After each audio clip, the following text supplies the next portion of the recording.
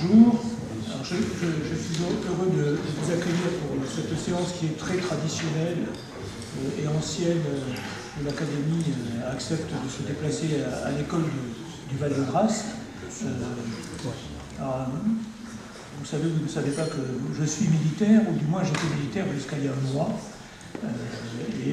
Donc je suis en deuxième section, mais c'est toujours un grand plaisir de sentir que je fais quand même toujours partie du service de santé des armées.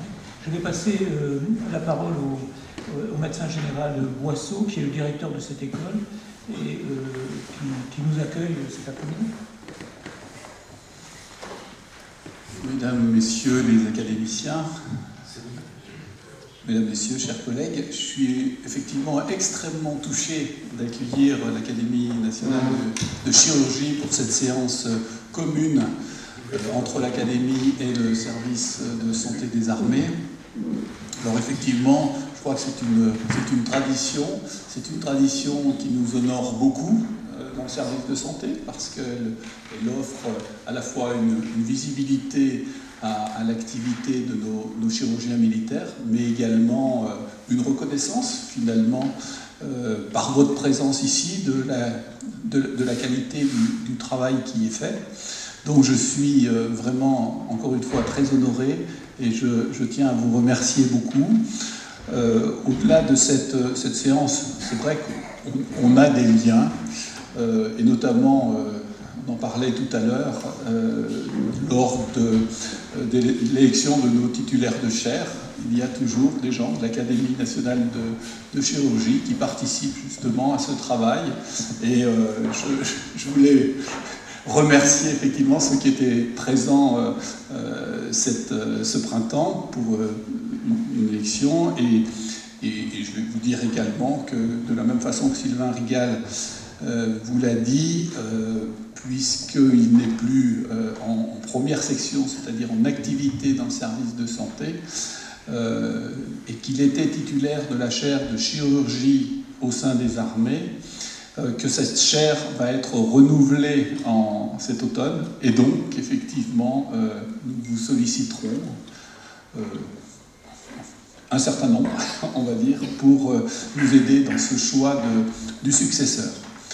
Alors permettez-moi de profiter justement de cet instant et de ce petit moment, de vous saisir ce petit moment pour remercier Sylvain de tout le travail qu'il a fait au sein de cette chaire et dans le lien qu'il y a avec l'Académie nationale de chirurgie, puisqu'effectivement, je pense qu'il a poursuivi le travail qu'avaient fait ses prédécesseurs dans cette articulation. Et donc, je voulais l'en remercier. Et il est traditionnel que quand un titulaire de chaire de l'école du Val-de-Grâce quitte sa chaire, eh bien, on lui remette une médaille. Une médaille qui est une médaille traditionnelle,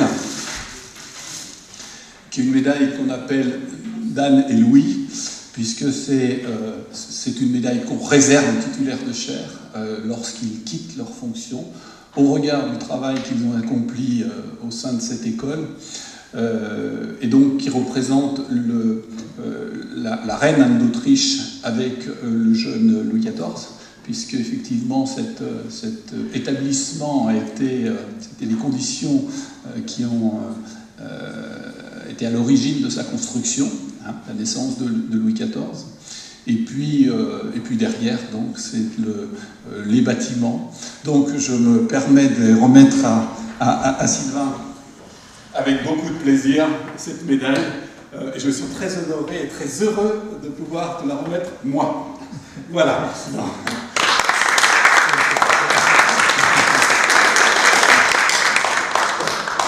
Donc c'est une surprise, la surprise de l'après-midi.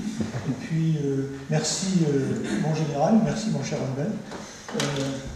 On va pouvoir débuter la séance.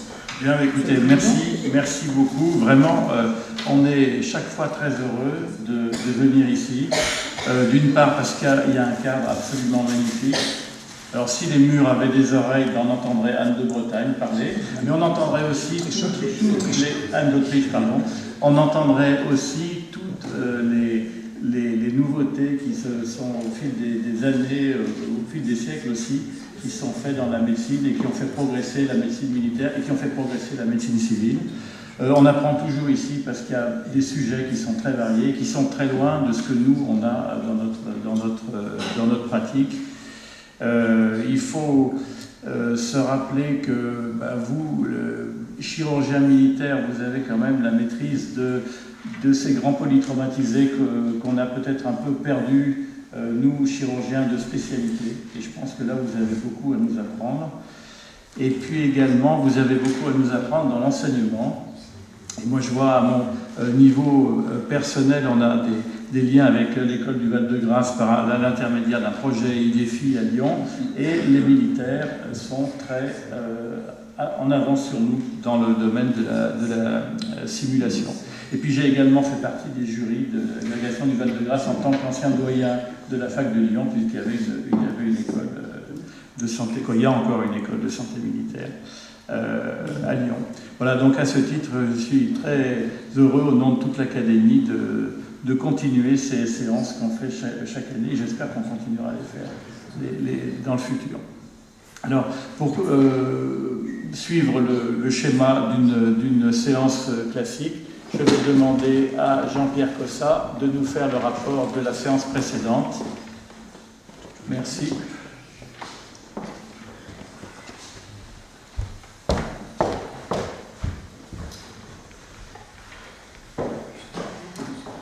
Chers collègues, la séance de mercredi dernier était consacrée aux décisions difficiles en chirurgie endocrinienne. Elle était conduite sous la modération de Jean-Christophe Liffrand.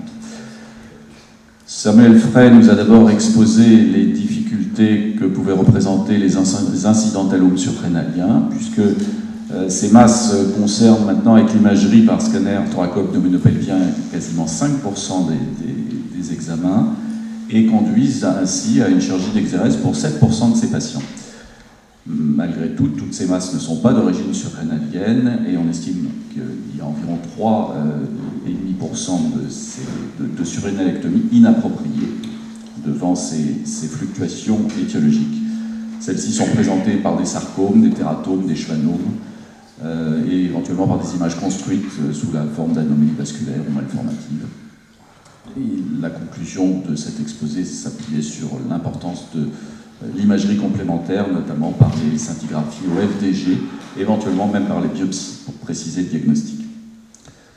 La deuxième communication de Gianluca Donatini était consacrée à la prise en charge des paragangliomes et à la place éventuelle de la célioscopie pour les prendre en charge. Et pour rappel, le paragangliome est une tumeur développée en dehors de la surrénale, aux dépens du tissu chromaffine des ganglions sympathiques ou parasympathiques. Elle peut sécréter des catécholamines et ainsi donc être considérée comme un phéochromocytome extra-surrénalien. Ces symptômes sont variables. Au premier plan, l'hypertension et éventuellement le diabète. Dosage des méthanéphrines au tréoscan qui permettent de poser le diagnostic, associé à un conseil génétique qui est important dans cette pathologie. Le traitement est chirurgical. La place de la célioscopie dépend bien sûr de l'expérience de l'équipe, de la taille de la lésion, et elle peut être faite par voie antérieure transabdominale ou rétropéritonéale. On réserve la laparotomie aux lésions à haut risque de malignité ou de grande taille. Xavier Martin demandait si la conversion n'est pas plus simple en cas de célioscopie par voie antérieure, si effectivement c'est la raison pour laquelle c'est une voie qui va être privilégiée si ce risque est estimé important. L'apport du robot n'est pas démontré à ce jour dans cette chirurgie. Cynthia Palladino nous a ensuite parlé des ectopies parathyroïdiennes et notamment de la stratégie chirurgicale à avoir vis-à-vis de ce problème, qui est un problème qui concerne 4 à 10% des ectopies parathyroïdiennes, des hyperparathyroïdies. Et cette ectopie peut être cause d'échec lors de l'exploration chirurgicale, et elle peut être surtout cause d'une morbidité accrue en cas de chirurgie itérative. Il est donc important d'avoir une bonne imagerie qui privilégie échographie, scintigraphie au MIBI ou à la fluorocholine, et de s'appuyer sur des dosages de PDH per-opératoire qui sont répétés dans le temps à J0, à J plus 15 et à J plus 30 minutes, Et bien sûr, il faut également avoir une expérience, une patience et une connaissance de l'embryologie pour conduire cette chirurgie efficacement. Jean-Christophe Liffante faisait d'ailleurs remarquer qu'en cas d'exploration chirurgicale négative de tous les sites parathyroïdiens classiques, le chirurgien doit savoir s'arrêter pour ne pas nuire aux risques et majorer les risques d'une chirurgie itérative ultérieure par des explorations trop poussées avant de reconduire plutôt et de reprivilégier la reconduite de nouvelles explorations morphologiques. Grégory Beau ensuite nous a parlé du corticosurrénalome métastatique, le corticosurrénalome qui est une tumeur maligne primitive rare, 1 à 2 cas par million d'habitants par an, développé aux dépens de la corticosurrénale, avec une exérèse chirurgicale qui est le traitement de choix lorsque ce corticosurrénalome est resté localisé, afin d'espérer une guérison qui est très incertaine quand celui-ci est à extension locorégionale importante ou métastatique, puisque on observe alors une survie de 5 ans inférieure à 15%. Néanmoins, les grandes hétérogénéités de ces corticosurrénalomes ne doivent pas faire baisser les bras pour une chirurgie, même en situation métastatique, lorsque on prévoit de réduire la masse tumorale d'au moins 80%.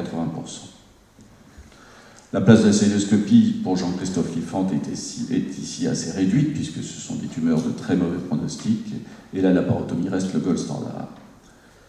La biopsie, qui est un geste à risque, peut être justifiée en préopératoire si le dossier a validé cette attitude en RCP. Le mitotane pour Jean-Louis Pex, comme Jean-Louis Pex le rappelle, est une chimiothérapie de seconde main qui reste une option peu utilisable car peu efficace, et la conduite de cette chirurgie en centre expert pour Xavier Martin est à privilégier.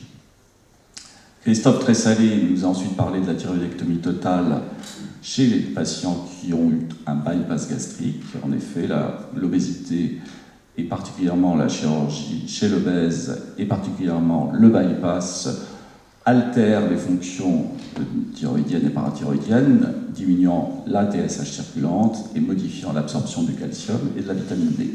On observe ainsi des hypocalcémies post-thyroïdectomie totale qui peuvent être très sévères chez l'obèse qui a eu un bypass et qui peuvent même être à l'origine d'une chirurgie de réversion dans 3% des cas. Il faut donc privilégier systématiquement un bilan thyroïdien avant toute chirurgie de l'obésité et avoir une vraie réflexion sur une thyroïdectomie pré-chirurgie de l'obésité si celle-ci est à envisager. D'ailleurs, Hubert Jeunet s'interrogeait sur la contre-indication éventuelle du bypass en cas d'antécédent de chirurgie thyroïdienne. La réponse est non, en l'absence d'hypocalcémie. Gérard Pascal faisait remarquer en revanche qu'en cas de lobectomie thyroïdienne, il fallait alors privilégier une sleeve gastrectomie. Jean-Christophe Liffante, enfin, s'intéressait aux hyperparathyroïdies primaires chez l'obèse qui, elles, doivent être opérées, tout en se souvenant que 30 à 40% des hyperthyroïdies sont secondaires chez l'obèse liées à la maladie de l'obésité. Enfin, Jean-Christophe Liffante nous parlait du neuromonitoring du nerf récurrent en cas de thyroïdectomie totale. Vous savez que c'est une technique qui est utilisée par de nombreux chirurgiens avec une efficacité pour prévenir les parasités récurrentielles qui reste débattue, mais qui laisse quand même entrevoir la possibilité de stopper une chirurgie de thyroïdectomie totale lorsque, à la fin de l'exérèse du premier côté, on a une mauvaise réponse de ce neuromonitoring, sous réserve qu'on le maîtrise parfaitement, pour prévenir au mieux ainsi le risque de paralysie récurrentielle bilatérale qui s'avère toujours très délicat à traiter.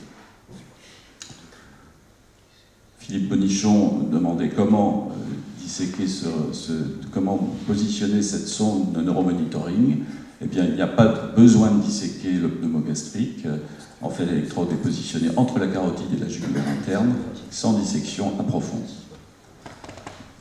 Enfin, Gianluca Donatini faisait remarquer qu'en cas de maladie de base d'eau, il était peut-être plus logique quand même de mener au bout cette thyroïdectomie totale, même en l'absence de bon signal au neuromonitoring, du fait de la nécessité d'une préparation spécifique alliées à la vallée du Basdo, bien celle-ci ayant disparu, aujourd'hui, il n'est plus nécessaire de changer d'attitude lorsqu'on opère à Basdo. Voilà, je vous remercie.